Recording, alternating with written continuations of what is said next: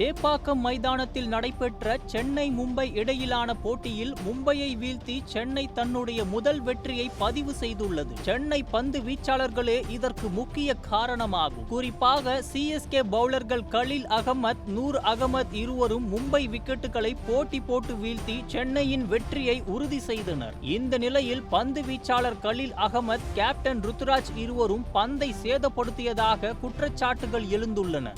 இது தொடர்பான வீடியோவும் சமூக வலைதளங்களில் தீயாய் பரவி வருகிறது. அதில் கலீல் தன்னுடைய கையில் இருக்கும் பொருள் ஒன்றை ருத்துவிடம் கொடுக்க அவர் அதை வாங்கி தன்னுடைய பாக்கெட்டில் போட்டுக்கொண்டு செல்கிறார். இதை பார்த்த ரசிகர்கள் பிசிசிஐ அவங்க 2 பேர் மேலையும் நடவடிக்கை எடுக்கணும், பந்தை சேதப்படுத்தி இருக்காங்க, பார்த்துட்டு பேசாம இருக்கீங்க என்றெல்லாம் விமர்சனம் செய்து வருகின்றனர்.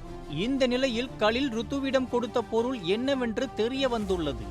அவர் தனது கையில் இருந்த மோதிரத்தை தான் ருத்துவிடம் கொடுத்திருக்கிறார். பந்து வீச இடைஞ்சலாக இருக்கும் என்று கலீல் இப்படி செய்துள்ளதாக தெரிகிறது. அதற்கு ரகசியமாக இருவரும் பந்தை சேதப்படுத்தி விட்டதாக ரசிகர்கள் கொந்தளித்து விட்டனர். கண்ணால் காண்பதும் போய் காதால் கேட்பதும் போய் தீர விசாரிப்பதே மெய் என்று பெரியவங்க சும்மாவா சொன்னாங்க?